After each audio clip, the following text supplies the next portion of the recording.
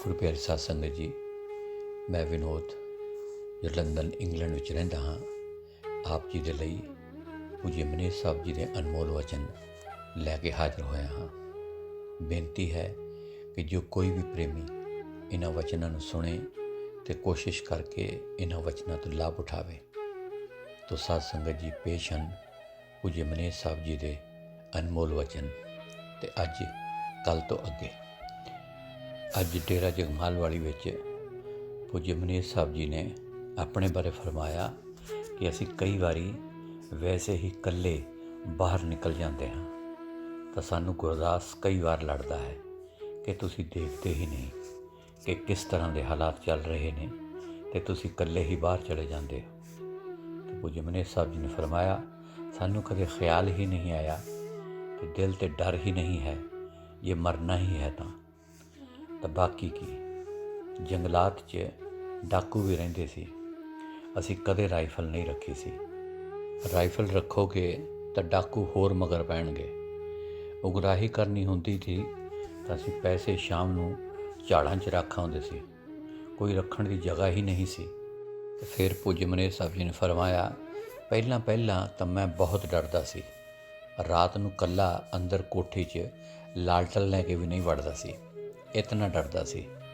ਅਤੇ ਫਿਰ ਜਦੋਂ ਜੰਗਲਾਤ 'ਚ ਨੌਕਰੀ ਕੀਤੀ ਤਾਂ ਫਿਰ ਅਸੀਂ ਮਨ ਨੂੰ ਕਿਹਾ ਕਿ ਜਾਂ ਤਾਂ ਨੌਕਰੀ ਕਰ ਅਤੇ ਜਾਂ ਛੱਡ ਦੇ, ਜਾਂ ਡਰੀ ਜਾ, ਇੱਕ ਕੰਮ ਕਰ। ਜਦੋਂ ਅਸੀਂ ਡਿਊਟੀ 'ਤੇ ਜਾਂਦੇ ਤਾਂ ਡਿਊਟੀ 'ਤੇ ਅਸੀਂ ਕਦੇ ਵੀ ਇੱਧਰ ਉੱਧਰ ਨਹੀਂ ਹੁੰਦੇ ਸੀ। ਵਚਨ ਨੰਬਰ 476। ਅੱਜ ਡੇਰਾ ਜਗਮਾਲ ਵਾਲੀ ਵਿੱਚ ਜਗਮਾਲ ਵਾਲੀ ਪਿੰਡ ਦੇ ਰਹਿਣ ਵਾਲੇ ਸੱਜਣ ਸਿੰਘ ਜੀ ਨੇ ਪਿੰਡ ਦੇਸੂ ਅਤੇ ਨਾਹਰ ਸਿੰਘ ਦੀ ਗੱਲ ਸੁਣਾਈ ਕਿ ਉਸਨੇ ਇੱਕ ਹਿਰਨ 'ਤੇ 3 ਫਾਇਰ ਕੀਤੇ ਪਰ ਉਹ ਮਰਿਆ ਨਹੀਂ, ਬਚ ਗਿਆ ਅਤੇ ਫਿਰ ਉਸਨੇ ਗੋਲੀ ਨਹੀਂ ਚਲਾਈ। ਇਹ ਗੱਲ ਸੁਣ ਕੇ ਪੂਜਯ ਮਨੀਸ਼ ਸਾਹਿਬ ਜੀ ਦੇ ਕਹਿਣ 'ਤੇ ਸੱਜਣ ਸਿੰਘ ਨੇ ਸੁਣਾਈ ਸੀ। ਇਸ ਤੋਂ ਬਾਅਦ ਭਜਨ ਮੰਡਲੀ ਨੇ ਗੁਰਬਾਣੀ ਦਾ ਸ਼ਬਦ ਹਰ ਕੋ ਨਾਮ ਸਦਾ ਸੁਖਦਾਈ ਬੋਲਿਆ ਤਾਂ ਪੂਜਯ ਮਨੀਸ਼ ਸਾਹਿਬ ਜੀ ਨੇ ਫਰਮਾਇਆ, ਕਹਿੰਦੇ ਗਨਕਾ ਦੀ ਲਾਜ ਰੱਖੀ, ਮੈਂ ਵੀ ਤੇਰੇ ਭਰੋਸੇ ਹਾਂ। ਅਤੇ ਫਿਰ ਬਹੁਤ ਹੀ ਭਰੋਸੇ ਨਾਲ ਫਰਮਾਇਆ, ਫਿਰ ਤਾਂ ਅਸੀਂ ਬੰਦੂਕਾਂ ਦੇ ਆਸਰੇ ਹੋ ਗਏ, ਮਾਲਕ 'ਤੇ ਤਾਂ ਭਰੋਸਾ ਨਾ ਰਿਹਾ। ਵਚਨ ਨੰਬਰ 477। ਅੱਜ ਪੂਜਯ ਮਨੀਸ਼ ਸਾਹਿਬ ਜੀ ਨੇ ਮਸਤਾਨਾ ਜੀ ਦਾ ਜ਼ਿਕਰ ਕਰਦੇ ਹੋਏ ਫਰਮਾਇਆ ਕਿ ਮਸਤਾਨਾ ਜੀ ਸਾਨੂੰ ਕਦੇ ਕੋਈ ਬਾਹਰ ਦੀ ਚੀਜ਼ ਨਹੀਂ ਖਾਣ ਦਿੰਦੇ ਸੀ। ਹੁਣ ਸਾਰਾ ਦਿਨ ਕੰਮ ਕਰਨਾ, ਪ੍ਰਸ਼ਾਦ ਵਗੈਰਾ ਵੰਡਦੇ, ਤਾਂ ਜਦੋਂ ਸਾਡੀ ਲੈਣ ਦੀ ਵਾਰੀ ਆਉਂਦੀ ਤਾਂ ਮਸਤਾਨਾ ਜੀ ਫਰਮਾਉਂਦੇ ਕਿ ਮੈਨੇਜਰ ਨੂੰ ਤਾਂ ਖਾਣਾ ਹੀ ਨਹੀਂ ਆਉਂਦਾ, ਹੁਣ ਮਨ ਨੇ ਤਾਂ ਪਿੱਟਣਾ ਹੈ, ਭੁੱਖ ਤਾਂ ਲੱਗਦੀ ਹੀ ਹੈ। ਅਤੇ ਫਿਰ ਫਰਮਾਇਆ, ਇੱਕ ਦਿਨ ਰਾਤ ਨੂੰ 2 ਵਜੇ ਮਸਤਾਨਾ ਜੀ ਨੇ ਅੱਧ ਪਾ ਕਲਾਕੰਦ ਭੇਜਿਆ ਸਾਡੇ ਲਈ ਕਿ ਮੈਨੇਜਰ ਨੂੰ ਕਹਿਣਾ ਖਾ ਕੇ ਦੇਖੇ। ਤਾਂ ਅਸੀਂ ਵੀ ਹੈਰਾਨ ਕਿ ਅੱਗੇ ਤਾਂ ਕੁਝ ਨਹੀਂ ਦਿੰਦੇ ਸੀ, ਅੱਜ ਕੀ ਗੱਲ ਹੈ। ਜਦੋਂ ਅਸੀਂ ਉਹ ਕਲਾਕੰਦ ਖਾਧਾ ਅਤੇ ਸਾਰੀ ਰਾਤ ਸਤਿਗੁਰ ਹੁੰਦੀ ਰਹੀ। ਅਤੇ ਸਵੇਰੇ ਜਦੋਂ ਮਸਤਾਨਾ ਜੀ ਬਾਹਰ ਆਏ ਤਾਂ ਮੈਨੂੰ ਪੁੱਛਣ ਲੱਗੇ, ਕਿਵੇਂ ਮੈਨੇਜਰ, ਰਾਤ ਕਿਵੇਂ ਲੰਘੀ। ਤਾਂ ਅਸੀਂ ਕਿਹਾ, ਜੀ ਸਾਰੀ ਰਾਤ ਸਤਿਗੁਰ ਹੁੰਦੀ ਰਹੀ। ਤਾਂ ਮਸਤਾਨਾ ਜੀ ਸੁਣ ਕੇ ਕਹਿਣ ਲੱਗੇ, ਐਸੀ ਪ੍ਰੇਮ ਦੀ ਖੁਰਾਕ ਕਦੇ ਕਦੇ ਆਉਂਦੀ ਹੈ, ਨਹੀਂ ਤਾਂ ਸਾਰੀ ਦੁਨੀਆ ਖੁਆਇਸ਼ਾਂ ਦੀ ਮਾਰੀ ਆਉਂਦੀ ਹੈ, ਤਾਂ ਹੀ ਅਸੀਂ ਖਾਣ ਲਈ ਕੁਝ ਨਹੀਂ ਦਿੰਦੇ। ਅਤੇ ਫਿਰ ਫਰਮਾਇਆ, ਫਕੀਰ ਨਮੂਨੇ ਦਿਖਾਉਂਦੇ ਨੇ, ਪ੍ਰੇਮ ਦੀ ਖੁਰਾਕ ਦਾ ਅਸਰ ਹੋਰ ਹੀ ਹੁੰਦਾ ਹੈ। ਅਤੇ ਫਿਰ ਆਪ ਜੀ ਨੇ ਇੱਕ ਹੋਰ ਸਾਖੀ ਸੁਣਾਉਂਦੇ ਹੋਏ ਫਰਮਾਇਆ ਕਿ ਹੁਣ ਤਾਂ ਥੋੜ੍ਹਾ ਠੀਕ ਹੈ, ਇਹ ਲਛਮਣ ਸੀ ਨਾ, ਇਸ ਨੂੰ ਡੇਰੇ ਤੋਂ ਬਾਹਰ ਕੱਢਿਆ ਹੋਇਆ ਸੀ। ਮਸਤਾਨਾ ਜੀ ਨੇ ਮੌਨ ਰੱਖਿਆ ਹੋਇਆ ਸੀ ਅਤੇ ਮਸਤਾਨਾ ਜੀ ਨੇ ਸਾਡੀ ਡਿਊਟੀ ਲਾਈ ਹੋਈ ਸੀ ਕਿ ਬਾਹਰ ਦੀ ਕੋਈ ਚੀਜ਼ ਡੇਰੇ ਵਿੱਚ ਨਾ ਆਏ। ਤਾਂ ਨੇਜ਼ੀਏ ਦਾ ਇੱਕ ਮੁੰਡਾ ਸੀ, ਉਹ ਘਰੋਂ ਲੜ ਕੇ ਅੰਬ ਲੈ ਆਇਆ। ਅਸੀਂ ਉਸ ਨੂੰ ਕਿਹਾ ਕਿ ਸੰਤਾਂ ਦਾ ਹੁਕਮ ਹੈ ਕਿ ਬਾਹਰ ਦੀ ਕੋਈ ਚੀਜ਼ ਨਹੀਂ ਲੈਣੀ, ਤੂੰ ਇਹ ਅੰਬ ਘਰ ਲੈ ਜਾ। ਤਾਂ ਅਸੀਂ ਤਾਂ ਕੋਈ ਕੰਮ ਵਿੱਚ ਲੱਗ ਗਏ ਤਾਂ ਉਹ ਮੁੰਡਾ ਨਿਆਮਤ ਨੂੰ ਅੰਬ ਦੇ ਗਿਆ। ਰਾਤ ਨੂੰ ਕੁਝ ਮਸਤਾਨਾ ਜੀ ਬਾਹਰ ਆਏ ਤਾਂ ਕਹਿਣ ਲੱਗੇ, ਕੋਈ ਚੀਜ਼ ਪਈ ਹੈ ਤਾਂ ਇਹਨਾਂ ਨੂੰ ਲਿਆ ਕੇ ਦੇ। ਤਾਂ ਉਹੀ ਅੰਬ ਲਿਆ ਕੇ ਸਾਰਿਆਂ ਨੂੰ ਵੰਡ ਦਿੱਤੇ। ਤਾਂ ਅੱਧੀ ਫਾੜੀ ਮਸਤਾਨਾ ਜੀ ਨੇ ਵੀ ਲੈ ਲਈ ਅਤੇ ਜਿਉਂ ਹੀ ਅੰਬ ਦੀ ਉਹ ਫਾੜੀ ਕੁਝ ਮਸਤਾਨਾ ਜੀ ਨੇ ਜੀਭ 'ਤੇ ਲਾਈ ਅਤੇ ਨਾਲ ਹੀ ਗਾਲ ਤੇ ਗਾਲ ਕੱਢਣ ਲੱਗ ਪਏ। ਉਸ ਦਿਨ ਕਿਸੇ ਨੂੰ ਰੋਟੀ ਨਹੀਂ ਦਿੱਤੀ। ਕਹਿੰਦੇ ਇਹ ਘਰੋਂ ਲੜ ਕੇ ਆਪਣੇ ਹਿੱਸੇ ਦੇ ਪੈਸਿਆਂ ਦੇ ਅੰਬ ਲੈ ਕੇ ਆਇਆ ਹੈ। ਇੱਥੇ ਡੇਰੇ 'ਚ ਵੀ ਲੜਾਈ ਪੈ ਜਾਣੀ ਸੀ ਅਗਰ ਖਾ ਲੈਂਦੇ। ਤਾਂ ਸਵੇਰੇ 4-5 ਵਜੇ ਨੰਬਰਦਾਰ ਤੇ ਗੁਰਮੁਖ ਬਾਗੜੀ ਨੂੰ ਚਾਹ ਦਿੱਤੀ ਸੀ। ਬਾਕੀ ਕਿਸੇ ਨੂੰ ਕੁਝ ਵੀ ਨਹੀਂ ਦਿੱਤਾ। ਸਾਰਿਆਂ ਨੂੰ ਭੁੱਖਿਆਂ ਰੱਖਿਆ ਗਿਆ। ਤਾਂ ਪੂਜਯ ਮਨੇਰ ਸਾਹਿਬ ਜੀ ਨੇ ਫਰਮਾਇਆ, ਖੁਰਾਕ ਦਾ ਬੜਾ ਅਸਰ ਪੈਂਦਾ ਹੈ। ਖੁਰਾਕ ਤਾਂ ਮੱਤ ਮਾਰ ਦਿੰਦੀ ਹੈ। ਤੇ ਫਿਰ ਫਰਮਾਇਆ, ਉਹਨਾਂ ਵਿਚਾਰਿਆਂ ਦਾ ਕੀ ਕਸੂਰ ਹੈ ਜੋ ਲੋਕ ਖੁਰਾਕ ਹੀ ਇਸ ਤਰ੍ਹਾਂ ਦੇ ਖਾਂਦੇ ਨੇ। ਤੇ ਫਿਰ ਪੂਜਯ ਮਨੇਰ ਸਾਹਿਬ ਜੀ ਨੇ ਸੱਜਣ ਸਿੰਘ ਵੱਲ ਇਸ਼ਾਰਾ ਕਰਦੇ ਹੋਏ ਫਰਮਾਇਆ, ਤੁਹਾਡੇ ਅੰਦਰ ਲੜਾਈ ਝਗੜੇ ਦੀ ਬਲਾ ਕਿੰਨੇ ਦਿਨ ਰਹੀ? ਚਲੋ ਹੁਣ ਤਾਂ ਦਬ ਗਈ। ਦੇਖ ਲਓ ਕਿੰਨੇ ਦਿਨ ਰਹੀ। ਜਿਹੜੇ ਲੋਕ ਸਿਮਰਨ ਨਹੀਂ ਕਰਦੇ, ਲੜਾਈ ਝਗੜੇ ਹੀ ਕਰਦੇ ਨੇ, ਉਹਨਾਂ ਦਾ ਕੀ ਹਾਲ ਹੈ? ਉਹ ਵੀ ਧੰਨ ਨੇ ਜਿਹੜੇ ਦਿਨ ਰਾਤ ਇਹੀ ਸਿਮਰਨ ਕਰਦੇ ਨੇ। ਫਿਰ ਫਰਮਾਇਆ, ਗੁਰੂ ਨਾਨਕ ਸਾਹਿਬ ਜੀ ਨੇ ਮਲਕ ਭਾਗੋ ਦੀ ਰੋਟੀ ਛੱਡ ਕੇ ਭਾਈ ਲਾਲੂ ਦੀ ਕੋਧਰੇ ਦੀ ਰੋਟੀ ਖਾਧੀ। ਉਹ ਨਹੀਂ ਸੀ ਖਾਣਾ ਜਾਣਦੇ ਤੇ ਅੱਜ ਚਾਹੇ ਜਿੰਨੀਆਂ ਮਰਜ਼ੀ ਖਿਲਾਈ ਜਾਓ। ਤਾਂ ਇਹ ਸੁਣ ਕੇ ਕਵੀਰਾਜ ਬਾਲੀ ਨੇ ਹੱਸਦੇ ਹੋਏ ਪੂਜਯ ਮਨੇਰ ਸਾਹਿਬ ਜੀ ਨੂੰ ਦੱਸਿਆ, ਜੀ ਕੱਲ੍ਹ ਜਦੋਂ DC ਹੋਣੀ ਚੁਟਾਲੇ ਡੇਰੇ ਤੋਂ ਆਏ ਸੀ ਤਾਂ ਇੱਥੇ ਤਾਂ ਰੋਟੀ ਬੰਦ ਸੀ। ਤਾਂ DC ਕਹਿੰਦਾ, ਜੇ ਇੰਨਾ ਪਤਾ ਹੁੰਦਾ ਤਾਂ ਰਸਤੇ 'ਚ ਹੀ ਹੋਟਲ 'ਤੇ ਰੋਟੀ ਖਾ ਕੇ ਆਉਂਦੇ। ਤਾਂ ਪੂਜਯ ਮਨੇਰ ਸਾਹਿਬ ਜੀ ਨੇ ਫਰਮਾਇਆ ਕਿ ਉੱਥੇ ਹੋਟਲ 'ਤੇ ਖਾ ਕੇ ਹੋਰ ਪਾਪ ਚੜ੍ਹਾ ਕੇ ਆਉਣਾ ਸੀ। ਤੇ ਫਿਰ DC ਮਹਾਤਮਾ ਨੇ ਦੱਸਿਆ, ਜੀ ਚੁਟਾਲੇ ਤੋਂ ਅਸੀਂ ਜਲਦੀ ਨਾਲ ਆਏ ਸੀ, ਉੱਥੇ ਰੋਟੀ ਨਹੀਂ ਖਾਧੀ ਸੀ। ਅਸੀਂ ਕਿਹਾ ਸੀ ਕਿ ਰੋਟੀ ਡੇਰੇ ਚੱਲ ਕੇ ਹੀ ਖਾਵਾਂਗੇ। ਇੱਥੇ ਆਏ ਤਾਂ ਕਹਿੰਦੇ ਕਿ ਰੋਟੀ ਤਾਂ ਬੰਦ ਕਰ ਰੱਖੀ ਹੈ। ਤਾਂ ਪੂਜਯ ਮਨੇਰ ਸਾਹਿਬ ਜੀ ਨੇ ਫਰਮਾਇਆ, ਫਿਰ ਤਾਂ ਇਹਨਾਂ ਨੂੰ ਰੋਟੀ ਦੇਣੀ ਸੀ, ਇਹ ਤਾਂ ਸਫ਼ਰ ਤੋਂ ਆਏ ਸੀ। ਤੇ ਫਿਰ ਪੂਜਯ ਮਨੇਰ ਸਾਹਿਬ ਜੀ ਹੱਸਣ ਲੱਗੇ ਤੇ ਇਸ਼ਾਰਾ ਕਰਦੇ ਹੋਏ ਫਰਮਾਇਆ ਕਿ ਫਿਰ ਤਾਂ ਢਿੱਡ ਇਸ ਤਰ੍ਹਾਂ ਕਰਦਾ ਹੋਣਾ ਹੈ। DC ਕਹਿਣ ਲੱਗਿਆ, ਬਸ ਜੀ ਟਾਈਮ ਨਿਕਲ ਗਿਆ। ਸਵੇਰੇ ਫਿਰ ਲੱਸੀ ਪੀ ਲਈ ਸੀ। ਪੂਜਯ ਮਨੇਰ ਸਾਹਿਬ ਜੀ ਨੇ ਫਰਮਾਇਆ, ਨੀਂਦ ਤਾਂ ਰਾਤ ਨੂੰ ਘੱਟ ਆਈ ਹੋਣੀ ਹੈ। ਤੇ DC ਕਾਫੀ ਲਾਪਰਵਾਹੀ ਨਾਲ ਬੋਲਦੇ ਹੋਏ ਕਹਿਣ ਲੱਗਿਆ, ਬਾਬਾ ਜੀ ਨੀਂਦ ਤਾਂ ਬੜੀ ਚੰਗੀ ਆਈ ਸੀ। ਤਾਂ DC ਦੀ ਗੱਲ ਸੁਣ ਕੇ ਸਾਰੀ ਸੰਗਤ ਹੱਸਣ ਲੱਗੀ। ਤਾਂ ਪੂਜਯ ਮਨੇਰ ਸਾਹਿਬ ਜੀ ਨੇ ਫਰਮਾਇਆ, ਚੰਗਾ ਫਿਰ ਤੁਹਾਨੂੰ ਬਾਹਰ ਸ਼ਾਦੀਆਂ 'ਚ ਭੇਜਿਆ ਕਰੀਏ, ਤਾਂ ਲੋਕ ਤਾਂ ਮੰਗਦੇ ਨੇ ਕਿ ਸਾਧੂ ਆਉਣ। ਫਿਰ ਫਰਮਾਇਆ, ਖੂਬ ਮਠਿਆਈ ਖਾਧੀ। ਫਿਰ ਆਪ ਜੀ ਨੇ ਹੱਸਦੇ ਹੋਏ ਫਿਰ ਫਰਮਾਇਆ ਕਿ ਲਿਸਟ ਬਣਾਓ ਕਿਹੜੇ ਕਿਹੜੇ ਬਾਹਰ ਜਾਇਆ ਕਰਨਗੇ। ਤਾਂ ਫਿਰ ਸੱਜਣ ਸਿੰਘ ਜੀ ਕਹਿਣ ਲੱਗੇ, ਜੀ ਇੱਥੇ ਤਾਂ ਹਾਲੀ ਰੋਟੀ ਬੰਦ ਕੀਤੀ ਹੈ, ਜੇ ਚਾਹ ਵੀ ਬੰਦ ਕਰ ਦਿੱਤੀ ਤਾਂ ਡੇਰੇ 'ਚ ਤਾਂ ਕੋਈ ਵਿਰਲਾ ਹੀ ਰਹੂਗਾ। ਤੇ ਫਿਰ ਸੱਜਣ ਸਿੰਘ ਜੀ ਨੇ ਕਿਹਾ, ਜਿਹਨੇ ਦਿਨ 'ਚ 6-6 ਵਾਰ ਚਾਹ ਪੀਣੀ ਹੈ ਉਹ ਕਿਵੇਂ ਛੱਡ ਦੇਗਾ? ਤਾਂ ਪੂਜਯ ਮਨੇਰ ਸਾਹਿਬ ਜੀ ਨੇ ਫਰਮਾਇਆ, ਇਹ ਤਾਂ ਚੱਲਦਾ ਹੀ ਰਹਿੰਦਾ ਹੈ। ਇੱਥੇ ਡੇਰੇ 'ਚ ਤਾਂ ਸਿਰਫ ਚਾਹ ਹੀ ਹੈ, ਬਾਹਰ ਦੁਨੀਆ ਦਾ ਹਾਲ ਦੇਖੋ। ਮੰਦਰਾਂ ਗੁਰਦੁਆਰਿਆਂ 'ਚ ਸਾਰੀ ਜਗ੍ਹਾ ਬੁਰਾ ਹਾਲ ਹੀ ਹੈ। ਨਹੀਂ ਕੀ ਖਾਂਦੇ ਨੇ, ਉਹਨਾਂ ਨਾਲੋਂ ਤਾਂ ਡੇਰੇ ਵਾਲੇ ਚੰਗੇ ਨੇ, ਨਹੀਂ ਤਾਂ ਬਾਹਰ ਕੋਈ ਹਾਲ ਨਹੀਂ। ਇੱਥੇ ਤਾਂ ਫਿਰ ਵੀ ਅਸੀਂ ਦੇਖ ਕੇ ਦਿੰਦੇ ਹਾਂ, ਨਹੀਂ ਤਾਂ 4 ਦਿਨਾਂ 'ਚ ਲੜ ਕੇ ਮਰ ਜਾਣ, ਸ਼ਾਂਤੀ ਨਾ ਰਹੇ। ਫਿਰ ਪੂਜਯ ਮਨੇਰ ਸਾਹਿਬ ਜੀ ਨੇ ਡੋਲੀ ਹੋਈ ਦੁਨੀਆ ਦਾ ਸਹਾਰਾ ਭਾਗ 2 ਕਿਤਾਬ ਵਿੱਚੋਂ ਮੌਲਵੀ ਰੂਮ ਸਾਹਿਬ ਜੀ ਦਾ ਮਜ਼ਮੂਨ ਦੂਸਰਿਆਂ ਦਾ ਮਾਲ ਦੂਸਰਿਆਂ ਦਾ ਖੂਨ ਹੈ ਪੜ੍ਹਾਇਆ।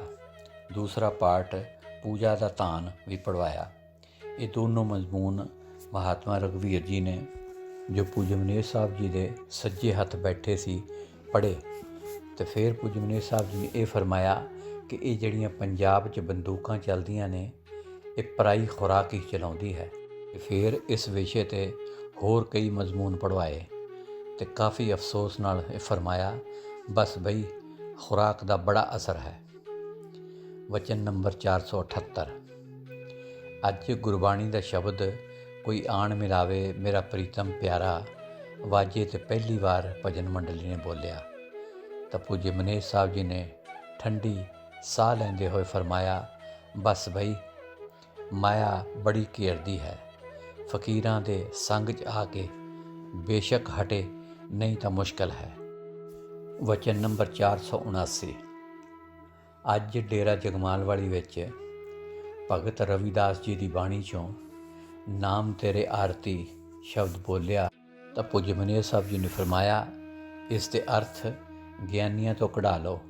ਤੇ ਫਿਰ ਫਰਮਾਇਆ ਅਸੀਂ ਕਈ ਗਿਆਨੀਆਂ ਦੇ ਅਰਥ ਕੀਤੇ ਹੋਏ ਦੇਖੇ ਨੇ। ਜਿੱਥੇ ਗੁਰੂ ਦੁਆਰਾ ਲਫ਼ਜ਼ ਆਉਂਦਾ ਹੈ ਉਸ ਨੂੰ ਬ੍ਰੈਕਟ ਕਰ ਦੇਣਗੇ, ਨਾਲੇ ਮੰਨਣਾ ਨਹੀਂ। ਅਤੇ ਫਿਰ ਇਸ਼ਾਰਾ ਕਰਦੇ ਹੋਏ ਫਰਮਾਇਆ ਇਹ ਕੀ ਹੈ? ਕਰੰਟ। ਬਲਬ ਨੂੰ ਕੌਣ ਚਲਾਉਂਦਾ ਹੈ? ਟਿਊਬਾਂ ਨੂੰ ਕੌਣ ਚਲਾਉਂਦਾ ਹੈ? ਮੋਟਰ ਕੌਣ ਚਲਾਉਂਦਾ ਹੈ? ਕੁਤਰਾ ਕਰਨ ਵਾਲੀ ਮਸ਼ੀਨ ਕੌਣ ਚਲਾਉਂਦੀ ਹੈ? ਕਰੰਟ। ਇਸੇ ਤਰ੍ਹਾਂ ਹੀ ਉਹ ਸ਼ਬਦ ਦੀ ਕਰੰਟ ਸਭ ਨੂੰ ਜ਼ਿੰਦਗੀ ਤੇ ਤਾਕਤ ਦੇ ਰਹੀ ਹੈ। ਆਸਣ ਕੀ ਹੈ?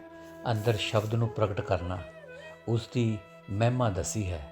ਉਹ ਸਾਰਾ ਕੁਝ ਨਾਮ ਹੀ ਹੈ। ਮਾਲਕ ਨੂੰ ਕਹਿੰਦੇ ਹਨ ਕਿ ਇਹ ਸਾਰੀਆਂ ਤੇਰੀਆਂ ਬਣਾਈਆਂ ਚੀਜ਼ਾਂ ਨੇ। ਇਹ ਜਿਹੜੇ 10 ਪ੍ਰਾਣ ਨੇ, 68 ਤੀਰਥ ਨੇ, ਕਹਿੰਦੇ ਨੇ ਇਹ ਤਾਂ ਦੁਨੀਆ ਨੂੰ ਚਲਾਉਣ ਲਈ ਨੇ।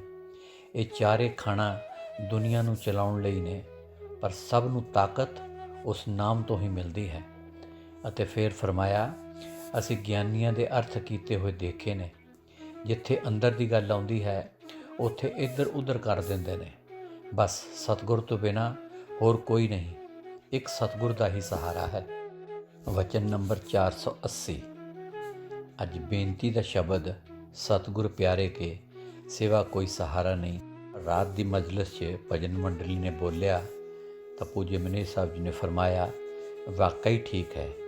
ਜਿਹੜਾ ਜੀਵ ਸੱਚੇ ਦਿਲ ਨਾਲ ਪੁਕਾਰ ਕਰਦਾ ਹੈ ਉਸ ਦੀ ਸਤਿਗੁਰ ਜ਼ਰੂਰ ਸੁਣਦਾ ਹੈ। ਤੇ ਫਿਰ ਫਰਮਾਇਆ ਲੋਕ ਬਾਹਰੋਂ ਤਾਂ ਵੱਡੀਆਂ ਵੱਡੀਆਂ ਅਰਦਾਸਾਂ ਕਰਦੇ ਨੇ, ਪਰ ਅੰਦਰੋਂ ਕਰੇ ਸੱਚੇ ਦਿਲ ਨਾਲ ਫੇਰ ਹੈ। ਤੇ ਫਿਰ ਫਰਮਾਇਆ ਰਾਤ ਨੂੰ ਜਾਗੋ ਤੇ ਰੋਵੋ। ਵਚਨ ਨੰਬਰ 481। ਅੱਜ ਦਰਬਾਰ ਦੇ ਲੰਗਰ ਦੀ ਸੇਵਾ ਕਰਨ ਵਾਲੇ ਲਾਂਗਰੀ ਮੰਗਤ ਬਾਰੇ ਗੱਲ ਕਰਦਿਆਂ ਕਵੀ ਰਾਜ ਬਾਲੀ ਨੇ ਪੂज्य ਮਨੇਰ ਸਾਹਿਬ ਜੀ ਨੂੰ ਕਹਿਣ ਲੱਗਾ ਜੀ ਮੰਗਤ ਕਹਿੰਦਾ ਸੀ ਕਿ ਮੇਰਾ ਨਾਂ ਬਦਲੀ ਕਰ ਦਿਓ। ਤਾਂ ਪੂज्य ਮਨੇਰ ਸਾਹਿਬ ਜੀ ਨੇ ਪੁੱਛਿਆ ਕਿ ਕੀ ਨਾਮ ਹੈ ਮੰਗਤ? ਤਾਂ ਮੰਗਤ ਲਾਂਗਰੀ ਕਹਿਣ ਲੱਗਿਆ ਜੀ ਮੰਗਤ। ਤਾਂ ਪੂज्य ਮਨੇਰ ਸਾਹਿਬ ਜੀ ਨੇ ਫਰਮਾਇਆ ਮੰਗਤ ਹੀ ਠੀਕ ਹੈ, ਸਤਿਗੁਰ ਕੋਲੋਂ ਮੰਗਦਾ ਹੀ ਰਹੋ। ਤੇ ਫਿਰ ਹੱਸਦੇ ਹੋਏ ਫਰਮਾਇਆ ਕਿ ਕੀ ਮੰਗੇਗਾ? ਮੰਗਤ ਨੇ ਕਿਹਾ ਜੀ ਕੁਝ ਨਹੀਂ। ਤਾਂ ਪੂज्य ਮਨੇਰ ਸਾਹਿਬ ਜੀ ਨੇ ਜਵਾਬ ਸੁਣ ਕੇ ਹੱਸਣ ਲੱਗੇ ਤੇ ਫਰਮਾਇਆ ਪ੍ਰੇਮ 'ਚ ਪਤਾ ਹੀ ਨਹੀਂ ਲੱਗਦਾ। ਤੇ ਫਿਰ ਆਪ ਥੋੜ੍ਹੀ ਦੇਰ ਬਾਅਦ ਚੁੱਪ ਰਹਿਣ ਤੋਂ ਬਾਅਦ ਮੰਗਤ ਨੂੰ ਫਿਰ ਪੁੱਛਣ ਲੱਗੇ ਫਿਰ ਕੀ ਮੰਗੇਗਾ? ਪਰ ਮੰਗਤ ਚੁੱਪ ਰਿਹਾ, ਬੋਲਿਆ ਨਹੀਂ। ਤਾਂ ਪੂज्य ਮਨੇਰ ਸਾਹਿਬ ਜੀ ਖੁਦ ਹੀ ਜਵਾਬ ਦਿੰਦੇ ਹੋਏ ਫਰਮਾਇਆ ਜਾਂ ਤਾਂ ਸਾਧ ਸੰਗਤ ਦੀ ਸੇਵਾ ਮੰਗ ਕਿ ਮਿਲਦੀ ਰਹੇ, ਜਾਂ ਰਾਤ ਨੂੰ ਜਾਗਣਾ, ਇਹੀ ਮੰਗ। ਫਿਰ ਪੂज्य ਮਨੇਰ ਸਾਹਿਬ ਜੀ ਨੇ ਫਰਮਾਇਆ ਕਿ ਅਜਿਹੇ ਪਰਮਾਰਥੀ ਚਾਹੀਦੇ ਨੇ ਭੋਲੇ ਭਾਲੇ। ਵਚਨ ਨੰਬਰ 482। ਅੱਜ ਡੇਰਾ ਜਗਮਾਲ ਵਾਲੀ ਵਿੱਚ ਰਾਤ ਦੀ ਮਜਲਿਸ 'ਚ ਪੂज्य ਮਨੇਰ ਸਾਹਿਬ ਜੀ ਕੁਰਸੀ 'ਤੇ ਬੈਠੇ ਸਨ ਤਾਂ ਅਚਾਨਕ ਹੀ ਇੱਕ ਮਧੂਮੱਖੀ ਆ ਕੇ ਆਪ ਜੀ ਦੇ ਸੱਜੇ ਹੱਥ 'ਤੇ ਬੈਠ ਗਈ ਤੇ ਉਸਨੇ ਉਂਗਲੀ ਤੇ ਅੰਗੂਠੇ ਦੇ ਵਿਚਾਲੇ ਡੰਗ ਮਾਰ ਦਿੱਤਾ। ਤਾਂ ਪੂज्य ਮਨੇਰ ਸਾਹਿਬ ਜੀ ਨੇ ਜ਼ੋਰ ਦੀ ਹੱਥ ਝਿੜਕਿਆ ਤਾਂ ਮੱਖੀ ਥੱਲੇ ਡਿੱਗ ਪਈ। ਤਾਂ ਰਾਜਾ ਜੀ ਨੇ ਜਲਦੀ ਨਾਲ ਲੰਗਰ ਘਰ 'ਚੋਂ ਜਾ ਕੇ ਕੌਲੀ 'ਚ ਮਿੱਠਾ ਸੋਡਾ ਗਿੱਲਾ ਕਰਕੇ ਲਿਆਂਦਾ ਤੇ ਪੂज्य ਮਨੇਰ ਸਾਹਿਬ ਜੀ ਦੇ ਉਂਗਲੀ 'ਤੇ ਲਾਇਆ। ਤਾਂ ਪੂज्य ਮਨੇਰ ਸਾਹਿਬ ਜੀ ਨੇ ਫਰਮਾਇਆ ਕਿ ਸੱਪ, ਬਿੱਛੂ ਜਾਂ ਮੱਖੀ ਕਦੇ ਲੜ ਜਾਵੇ ਤਾਂ ਮਿੱਟੀ ਸਭ ਤੋਂ ਆਲਾ ਦਵਾਈ ਹੈ। ਤਕਰੀਬਨ 1 ਫੁੱਟ ਥੱਲੇ ਦੀ ਮਿੱਟੀ ਕੱਢ ਕੇ ਉਸ ਦਾ ਲੇਪ ਕਰ ਦੇਵੇ ਜਿੱਥੇ ਕੋਈ ਚੀਜ਼ ਲੜੀ ਹੈ ਅਤੇ ਉਸ ਲੇਪ ਨੂੰ ਥੋੜ੍ਹੀ ਥੋੜ੍ਹੀ ਦੇਰ ਬਾਅਦ ਬਦਲੀ ਕਰਦਾ ਰਹੇ। ਮਿੱਟੀ ਸਾਰੀ ਜ਼ਹਿਰ ਖਿੱਚ ਲੈਂਦੀ ਹੈ। ਤੇ ਨਾਲ ਹੀ ਪੂज्य ਮਨੇਰ ਸਾਹਿਬ ਜੀ ਨੇ ਹੋਮਿਓਪੈਥਿਕ ਦਵਾਈ ਏਪੀਸੈਲ 30 ਦੀ ਖੁਰਾਕ ਵੀ ਲਿੱਤੀ। ਤੇ ਪੂज्य ਮਨੇਰ ਸਾਹਿਬ ਜੀ ਨੇ ਹੱਸਦੇ ਹੋਏ ਫਰਮਾਇਆ ਚਲੋ ਬਈ ਕਦੀ ਇਸ ਦੇ ਅਸੀਂ ਵੀ ਡੰਗ ਮਾਰਿਆ ਹੋਣਾ ਹੈ, ਉਸਨੇ ਇਹ ਬਦਲਾ ਲੈ ਲਿਆ ਹੈ। ਵਚਨ ਨੰਬਰ 483। ਅੱਜ ਮਜਲਿਸ ਵਿੱਚ ਪੂज्य ਮਨੇਰ ਸਾਹਿਬ ਜੀ ਨੇ ਫਰਮਾਇਆ ਦੁਨੀਆ ਖਾ ਖਾ ਕੇ ਖਰਾਬ ਹੋਈ ਹੈ। ਪਹਿਲਾਂ ਤਾਂ ਅਸੂਲ ਹੀ ਨਹੀਂ ਠੀਕ ਰੱਖਦਾ ਤੇ ਭਜਨ ਕੀ ਬਣੇ।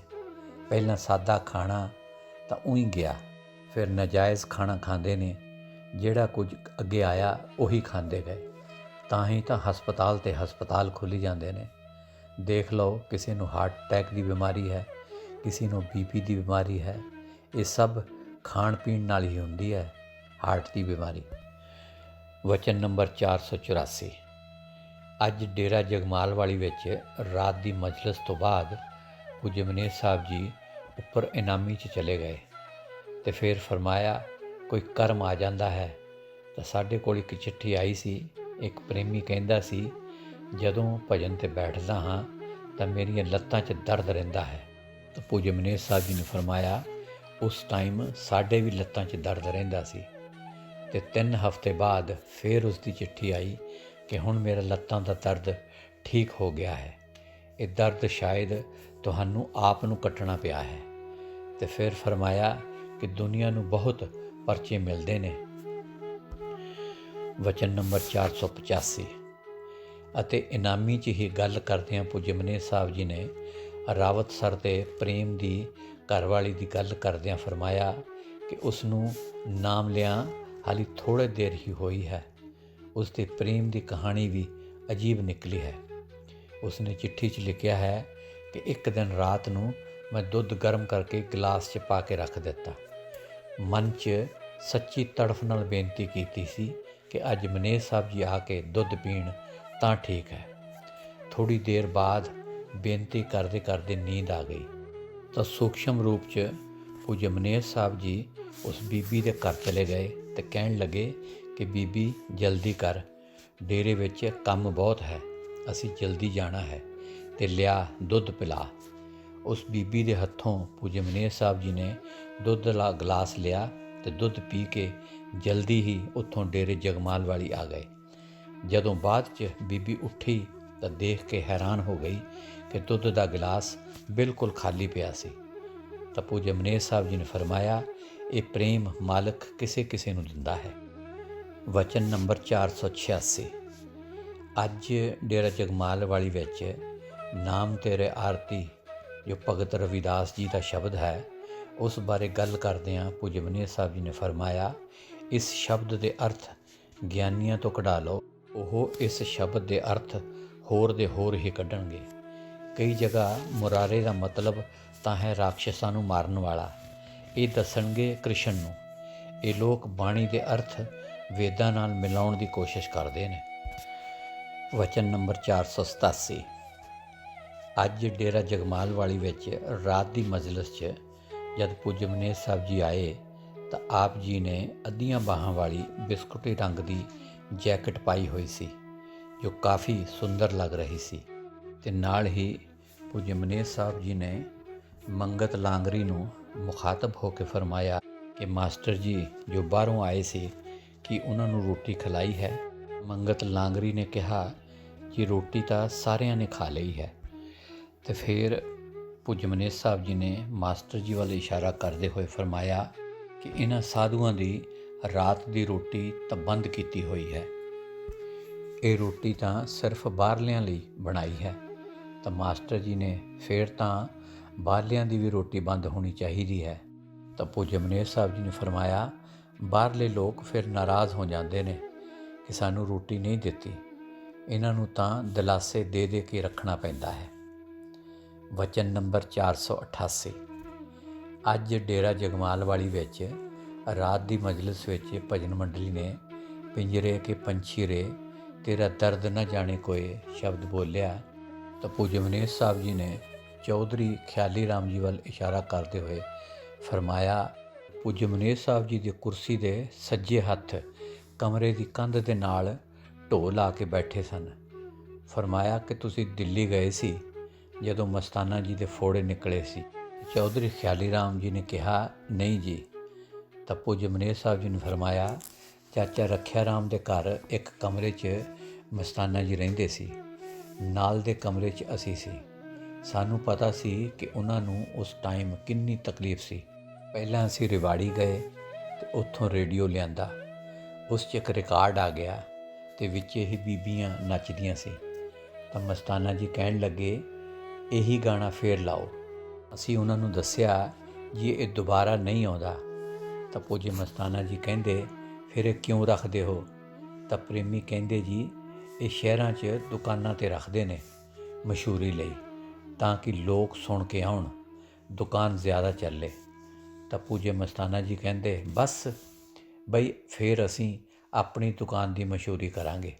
ਫਿਰ ਰੇਡੀਓ ਧੁਨੀਦਾਸ ਦੀ ਪਾਰਟੀ ਨੂੰ ਦਿੱਤਾ ਗਿਆ ਅਤੇ ਕਿਹਾ ਕਿ ਤੁਸੀਂ ਸ਼ਹਿਰ 'ਚ ਰੇਡੀਓ ਲਾ ਕੇ ਲੱਕੜਾਂ ਵੇਚੋ, ਪਰ 8 ਆਨੇ ਤੋਂ ਵੱਧ ਨਾ ਲੈਣਾ। ਬਾਅਦ 'ਚ ਫਿਰ ਗ੍ਰਾਮੋਫੋਨ ਲਿਆਂਦੀ, ਹੋਰ ਵੀ ਕਾਫੀ ਰਿਕਾਰਡ ਸੀ। ਜਦੋਂ ਇਹ ਰਿਕਾਰਡ ਪਿੰਜਰੇ ਕੇ ਪੰਛੀ ਲਾਉਂਦੇ ਤਾਂ ਸਾਡਾ ਰੋਣਾ ਨਿਕਲ ਜਾਂਦਾ ਸੀ। ਦੁਨੀਆ ਨੂੰ ਇਸ ਗੱਲ ਦਾ ਪਤਾ ਨਹੀਂ ਸੀ ਕਿ ਉਹ ਸਾਡੇ ਲਈ ਕਿੰਨੀ ਤਕਲੀਫ 'ਚ ਨੇ। ਗਰਮੀਆਂ ਦੇ ਦਿਨਾਂ 'ਚ ਮਸਤਾਨਾ ਜੀ ਨੂੰ 15-15 ਦਿਨ ਨਹਾਉਣ ਨੂੰ ਵਕਤ ਨਹੀਂ ਸੀ ਮਿਲਦਾ। ਗਿੱਲੀਆਂ ਗੁਫਾ 'ਚ ਜਾ ਕੇ ਰਹਿਣਾ, ਉਦੋਂ ਹੀ ਅੰਦਰੋਂ ਗਾਰੇ ਨਾਲ ਲਿਪਣਾ, ਉਦੋਂ ਹੀ ਅੰਦਰ ਚਲੇ ਜਾਣਾ। ਫਕੀਰਾਂ ਨੇ ਮੁਸ਼ਕਲ ਨਾਲ ਜੀਵਾਂ ਨੂੰ ਲਾਲਚ ਦੇ ਦੇ ਕੇ ਲਾਇਆ ਹੈ। ਬਾਅਦ 'ਚ ਦੇਖ ਲਓ, ਤਾਲੀਮ ਹੀ ਖਰਾਬ ਹੋ ਜਾਂਦੀ ਹੈ। ਅਤੇ ਫਿਰ ਪੂਜਯ ਮਨੇਰ ਸਾਹਿਬ ਜੀ ਨੇ ਫਰਮਾਇਆ ਕਿ ਪਿਛਲੇ ਫਕੀਰਾਂ ਦੀਆਂ ਤਾਂ ਮਸਾਲਾਂ ਹੀ ਸੁਣਦੇ ਹਾਂ ਕਿ ਗੁਰੂ ਅੰਗਦ ਸਾਹਿਬ ਜੀ ਨੂੰ, ਗੁਰੂ ਅਰਜਨ ਸਾਹਿਬ ਜੀ ਨੂੰ, ਹੋਰ ਫਕੀਰਾਂ ਨੂੰ ਤਕਲੀਫਾਂ ਦਿੱਤੀਆਂ ਗਈਆਂ। ਹੁਣ ਦੇਖ ਲਓ, ਤੁਹਾਡੇ ਸਾਹਮਣੇ ਹੀ ਹੈ। ਫਕੀਰਾਂ ਦਾ ਵਚਨ ਹੈ, ਕਿਸੇ ਨੇ ਨਾ ਮੰਨਿਆ, ਬਲਕਿ ਉਹਨਾਂ ਦੇ ਖਿਲਾਫ ਹੀ ਰਹੇ।